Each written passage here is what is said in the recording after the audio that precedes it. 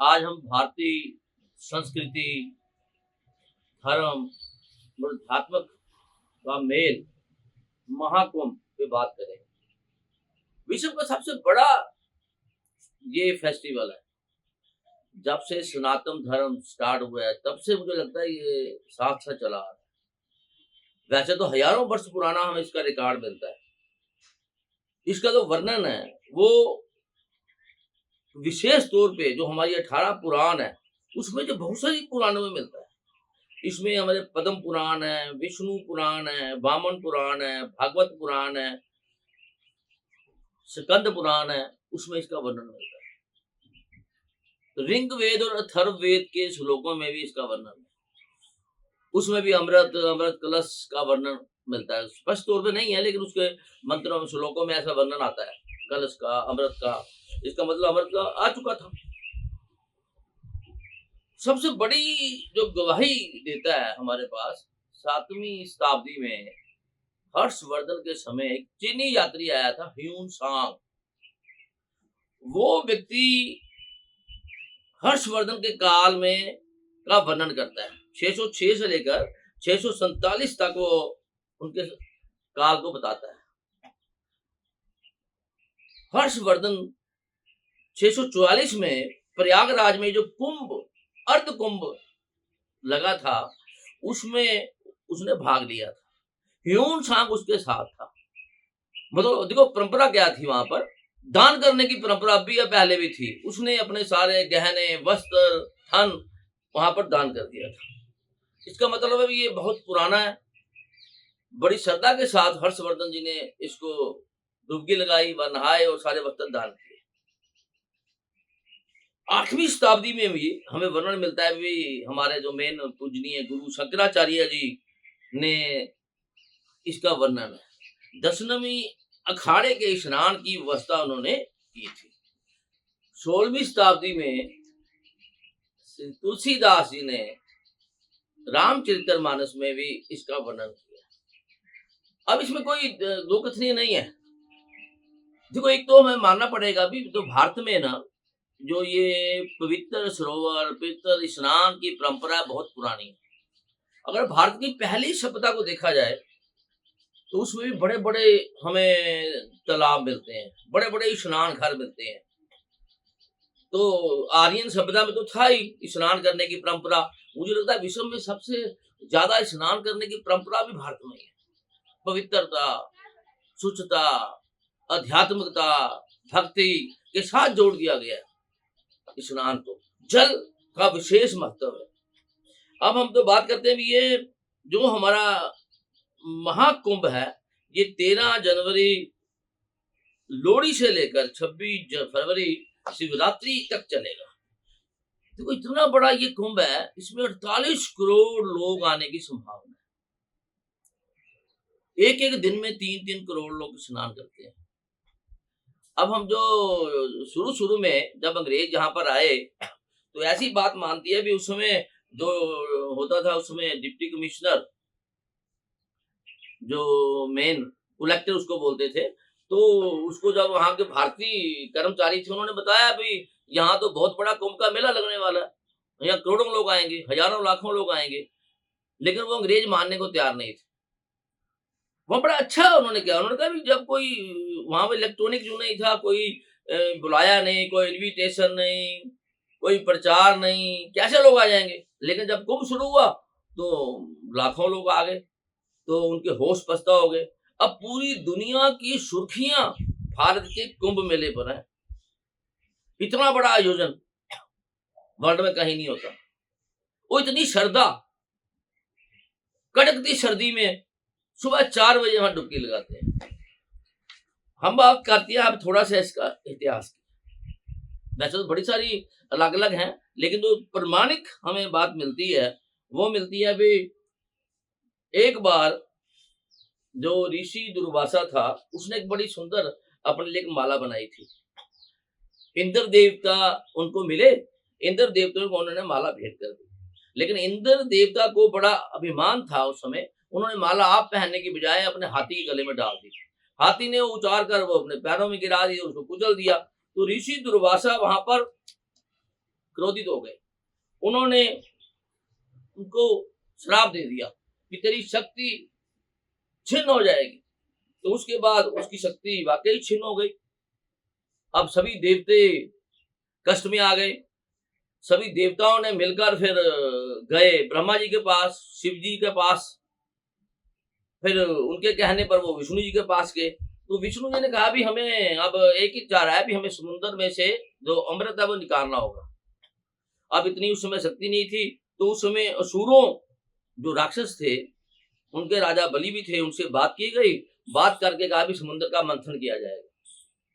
तो उस समय मंदराचल पर्वत को मधानी बनाया गया और वासुकी नाग को रस्सी बनाया गया। और दोनों में समझौता ये हुआ भी जो भी चीज उसमें से वस्तुएं निकलेंगी उसको बराबर बराबर बांट लिया जाएगा। अब ये जो सागर है ना, उसका नाम उसमें लिखा हुआ है क्षीर सागर। ये भागवत पुराण में भी आता है समुद्र मंथन का। अब जो क्षीर सागर है वो हिंद महासागर को ही कहा जाता है। अब ऐसा कहा जाता है भी जब मंथन हुआ उसमें से 14 रत्न निकले, 14 बहुमूल्य वस्तुएं।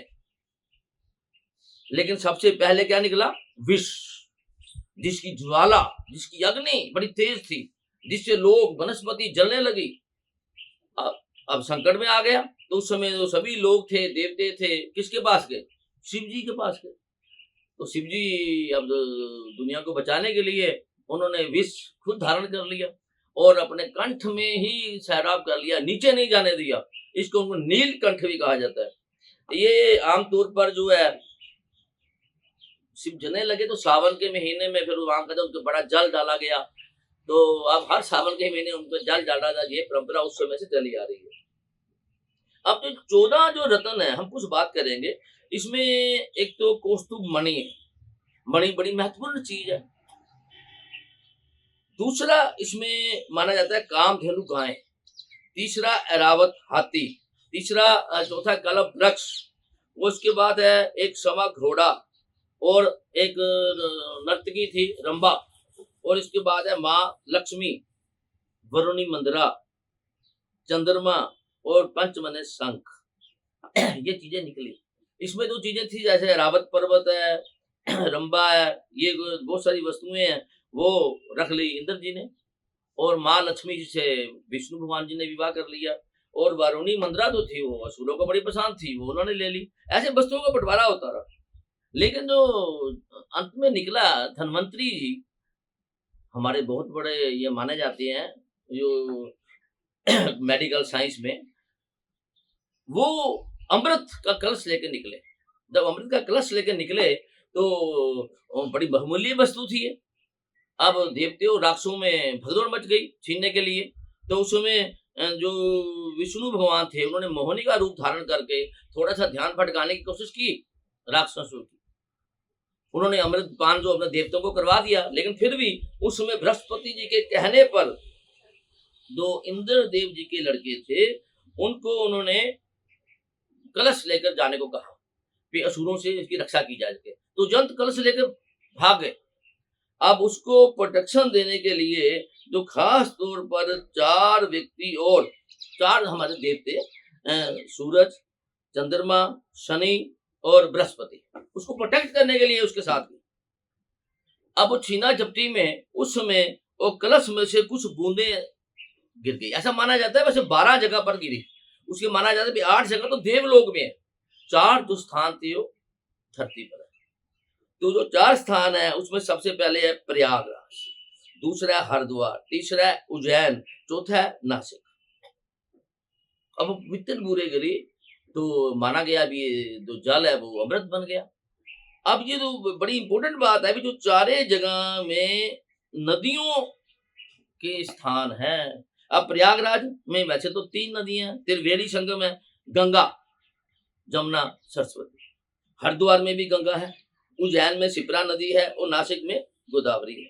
अब ये जो माना जाता है कि फिर उसके बाद हर 12 साल में ये एक जो कुंभ माना जाता है। कुंभ आपको मैंने बता दिया भी जो कुंभ है वो कलश को कहा जाता है जिसमें अमृत था।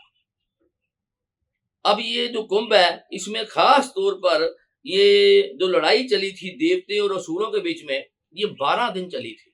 ऐसा माना जाता है कि जो देवताओं का एक दिन है 1 साल के बराबर है। इसलिए 12 साल के बाद ये कुंभ लगता है। अब ये जो पूर्ण कुंभ है वो 12 साल के बाद लगता है, अर्ध कुंभ 6 साल के बाद लगता है, और 12 पूर्ण कुंभों के बाद मतलब 144 साल के बाद महाकुंभ लगता है। अब जो लगा हुआ है वो वाकई महाकुंभ है। अब ये माना जाता है भी इसकी स्नान करने से 1000 अश्वमेध यज्ञ, अब मैं तो हिस्ट्री का विद्यार्थी हूँ, सबसे तो बड़ा यज्ञ माना जाता है अश्वमेध यज्ञ माना जाता है। बड़े कम लोगों ने किया है, इसमें श्री भगवान रामचंद्र जी ने भी किया है अश्वमेध यज्ञ, और कुछ राजाओं ने भी किया है, लेकिन ये बड़ा महत्वपूर्ण है। 1000 अश्वमेध यज्ञों का आपको मिलेगा, और 1,00,000 बार पृथ्वी का चक्कर लगाने का जो आपको मिलेगा वो सारा इसमें मिलेगा। तो ये बड़ा महत्वपूर्ण है। इसमें जो दूसरी बात है, इसमें जितने भी साधु संत हैं वो सब भाग लेते हैं, जितने भी सन्यासी हैं। इसमें बड़े अखाड़े, दसवीं अखाड़ा है, जूना अखाड़ा है, नागा साधु हैं, वो सभी इसमें आते हैं और अपना स्नान करते हैं। अब इसमें जो माना जाता है भी नादु साधे आमतौर पर एकांत रहते हैं, लेकिन कुंभ के समय में आजकल तो चलो उनके अखाड़े बने हुए, पहले वो हिमालय पर्वत पर भी रहते थे, लेकिन जब कुंभ होता था तब वो त्योहार था, अब उनको कैसे पता लगता था ये तो अलग बात है, वो आकर वहां पे स्नान करते थे। लेकिन इनके बारे में एक बड़ी इंपॉर्टेंट बात आती है भी, खास तौर पर जादूनाथ सरकार और कई जगह और भी वर्णन मिलता है कि जब यहाँ पर खास तौर पर तुगलक और अलाउद्दीन खिलजी ने भारतीय लोगों पर अत्याचार करना शुरू कर दिया, और खास तौर पर जब अब्दाली ने दिल्ली पर हमला कर दिया, उसमें मथुरा वृंदावन को नष्ट कर दिया, मंदिरों को तोड़ दिया, तो उस समय फिर गोकुल की रक्षा करने के लिए नागा साधु आ गया है। तो ऐसा माना जाता है कि 1734 में जैन सरकार, बड़े हिस्टोरियन है, वो कर रहे हैं कि भीषण युद्ध हुआ था नागाओं के साथ। तो नागा साधुओं ने फिर सनातन की रक्षा के लिए शास्त्र रखने शुरू कर दिए। ये डुबकी लगाते हैं कुंभ में, उसके बाद शास्त्र धारण करते हैं। और सनातन पर जब भी संकट आता है, फिर वो जब भी कोई विदेशी आक्रमण होता था तो नागा साधु आकर उसे टक्कर लेते थे। तो जो भारतीय राजे थे फिर उनके साथ उनका सुमेल हो गया, उनकी वो मदद लेने लगे। इसलिए जब कुंभ का स्नान होता है, सबसे पहले नागा साधुओं को ही वहां पर जाने के लिए इजाजत होती है, जिसे बोला जाता है शाही स्नान, क्योंकि वो रक्षा करते हैं, शास्त्रधारी होते हैं, राजाओं को प्रिय थे, विदेशी आक्रमण को काटते थे। तो ये सबसे इंपॉर्टेंट बात है। उसके बाद ये माना जाता है कि जो स्नान है ना, इसमें दो बातें बड़ी इंपॉर्टेंट है। एक तो देखो भारत में ना जो हमारे एंसेस्टर है, हमारे बुजुर्ग हैं, उसका बड़ा रिस्पेक्ट है। तो पितृदोष माना जाता है कि अगर कोई आपका बुजुर्ग है, अपनी इच्छाओं के साथ किसी वजह से कोई दोष है, अगर वो स्नान कर ले तो पितृदोष खत्म हो जाता है। दूसरा इसमें मोक्ष की प्राप्ति है। वो कहते हैं अगर आपको मोक्ष नहीं मिलेगा तो बार बार जन्म लोगे, अगर आप इसमें स्नान कर लोगे तो आपके जो है जीवन मरण के चक्कर से दूर हो जाओगे। इसलिए जो महाकुंभ है ये बड़ा महत्वपूर्ण है। ये मुझे लगता है भारत की और सनातन की एक बहुत बड़ी शक्ति है, पूरे विश्व में ये प्रसिद्ध है। इतना बड़ा आयोजन, इतनी बड़ी धार्मिक प्रक्रिया, इतने लोग, इतनी श्रद्धा, वो भारत में ही है। तो मुझे लगता है भी ये जो हमारे महाकुंभ की जानकारी है 144 साल के बाद है, ये बड़ा अच्छा लगा। तो प्लीज कृपा करके आप मेरे जो चैनल है ट्रू हिस्ट्री ऑफ इंडिया को सब्सक्राइब करेंगे। धन्यवाद। जय श्री राम।